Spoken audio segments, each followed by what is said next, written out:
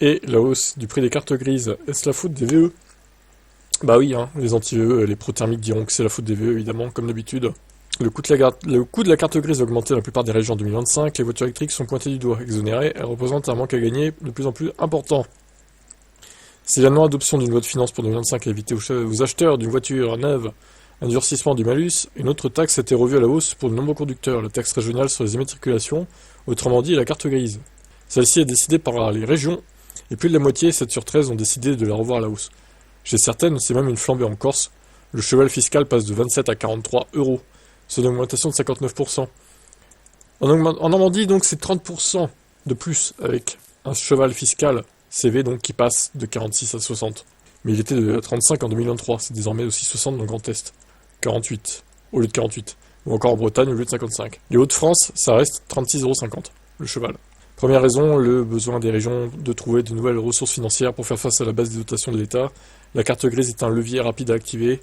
L'automobiliste reste une cible toujours facile. Les régions font aussi face à une chute des recettes liées aux immatriculations. Déjà parce que le marché reste en berne, en étant loin des niveaux d'avant Covid, alors que les ventes passaient la barre des 2 millions de voitures particulières avant la crise sanitaire en 2024. Elles en sont loin avec 1,7 million, donc l'année dernière. De plus, il y a un manque à gagner avec les voitures électriques qui sont exonérées. Elles sont de plus en plus à être en vente. L'électrique a représenté 17% des immatriculations en France. L'équivalent thermique du modèle Y qui a été le plus vendu, c'est un Audi Q5 de litre TFSI de 204 chevaux. 11 chevaux fiscaux. Bref, au bout d'un moment, ce qui va se passer, c'est qu'au final, les VE vont plus être exonérés de carte grise. Hein. Ça, je pense qu'au final, c'est ça qui nous attend. Est-ce que ce serait vraiment dramatique? En vrai, pas sûr. Après tout, pourquoi ils sont exonérés et pas les autres? Alors si, hein, évidemment, c'est fait exprès pour que les gens passent à l'électrique. Mais la carte grise, elle est pas si chère que ça quand même. Quand tu réfléchis, bon, c'est pas une grosse dépense. Sur le prix d'une voiture, c'est pas énorme, quoi. Le manque à gagner sur les cartes grises dû à l'exonération des véhicules électriques décidés par l'État s'est révélé être à la hauteur de 14,4 millions d'euros en 2023 et 19 en 2024. Les IMAT des voitures électriques, qu'elles soient neuves ou d'occasion, ont représenté 6% des cartes grises de véhicules particuliers en 2024, soit 424 000 actes d'immatriculation. Elle n'hésite pas alors à déclarer, la secrétaire générale de la Ligue des défenses des conducteurs, que les 94% des automobilistes qui roulent encore avec des voitures thermiques financent la transition écologique de leurs voisins passés à l'électrique. On pourrait leur dire merci. À 6% seulement, l'électrique fait un peu figure de bouc émissaire facile. Et on n'est pas sûr qu'opposer les conducteurs soit la meilleure méthode. Mais de toute façon, c'est de plus en plus ça. Les conducteurs de VE sont opposés aux thermiques. C'est à chaque fois ça, de toute façon. Voilà. Ça continuera. La gratuité de la carte grise reste un geste pour inciter les automobilistes à passer à l'électrique et donc prendre des véhicules moins polluants qui sont plus chers à l'achat. On peut d'ailleurs relever qu'une voiture électrique plus onéreuse rapporte plus de TVA à l'État. Mais il est vrai que cet avantage peut commencer à être mis en cause au fur et à mesure que l'électrique se démocratise avec une baisse des prix. Bon, voilà, on a compris l'idée, c'est un peu long cet article, là. Voilà, en tout cas, encore une fois, on tire sur les VE pour pas grand-chose. Hein. Allez, ciao. Le discours d'investiture de Donald Trump. Lundi 20 janvier, Donald Trump a fait son retour à la Maison-Blanche. Génial. Comme on pouvait s'y attendre, le nouveau président des États-Unis s'en est pris au VE. Magnifique. Un certain nombre d'initiatives et d'objectifs fixés par Biden, le prédécesseur, ont été balayés en quelques heures à peine. Il a confirmé son intention de s'attaquer frontalement à la politique écologique de Joe Biden. Par un décret signé ce lundi, il a notamment révoqué l'objectif non contraignant de 50% des ventes de voitures électriques à l'horizon 2030. À l'époque, Biden avait pourtant reçu le soutien des principaux constructeurs automobiles présents dans le pays.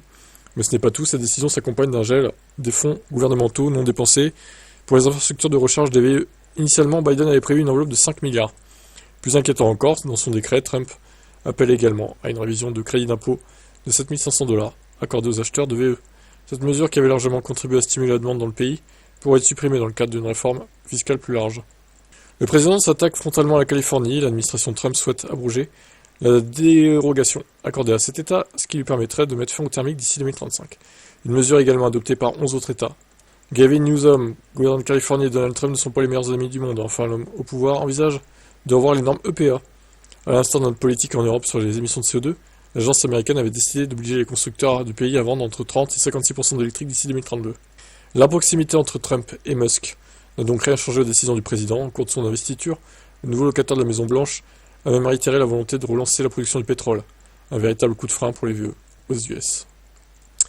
Bon, l'avantage de ça, c'est qu'il ne pourra plus être réélu, quoi qu'il arrive. le prochain mandat, maintenant, il va quand même foutre un bordel monstre pendant les 4 ans qui viennent. Ça va ralentir les VE là-bas, et ça pourrait se répercuter sur l'Europe. Et évidemment, réexploiter le pétrole veut dire pollution, pollution qui se déplace ailleurs qu'aux US, évidemment aussi. Donc toute la planète en pâtira d'une manière ou d'une autre. Donc voilà, il y a toujours des pro-Trump, hein, même ici qui me suivent dans les commentaires. Hein. Franchement, je sais pas ce que vous voulez trouver à ce mec-là. Enfin, je veux dire, c'est un putain de connard de milliardaire.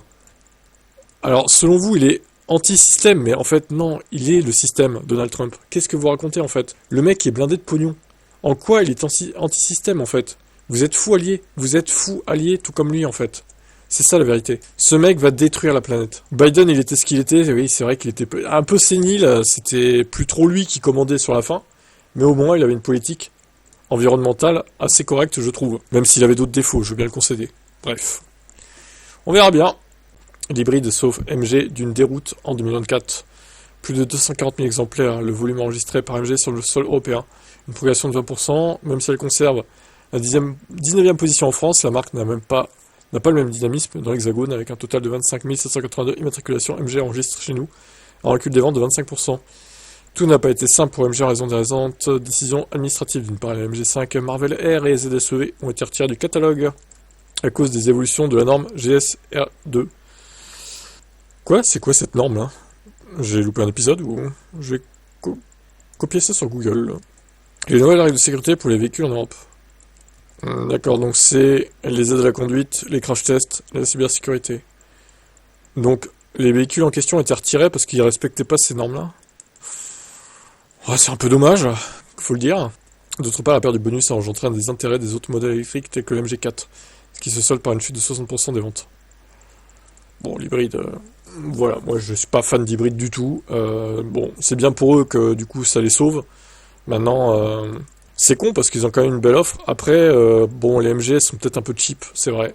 Le prix est en conséquence, hein, mais bon, elles sont pas très qualitatives et j'ai cru comprendre que le SAV n'était pas non plus très folichon. Bon.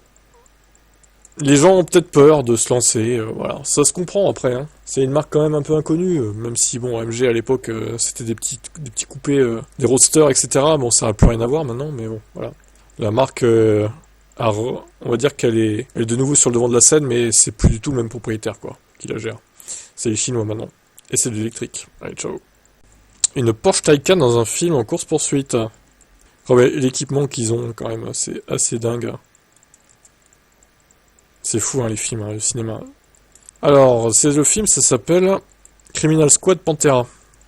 Eh ben, je ne savais même pas qu'il y avait un premier opus, je l'ai pas vu. Donc, pour réussir ce braquage parfait, il faut une planification minutieuse, une synchronisation impeccable et un silence absolu. Ces qualités ont conduit les créateurs du film à choisir la Porsche Taycan Turbo comme voiture idéale dans les scènes de course-poursuite.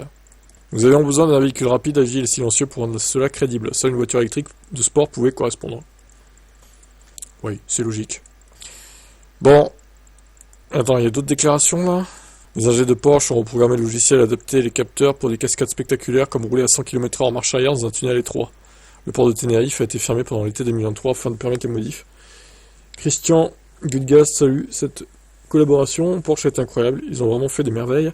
Même le bruit futuriste du modèle électrique a ajouté la tension dramatique du film. Eh ben, je regarderai ce film avec plaisir, évidemment. Voyons. This is the route.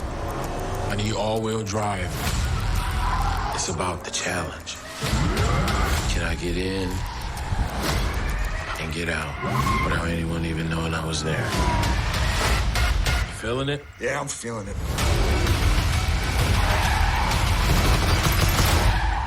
Den of Thieves 2.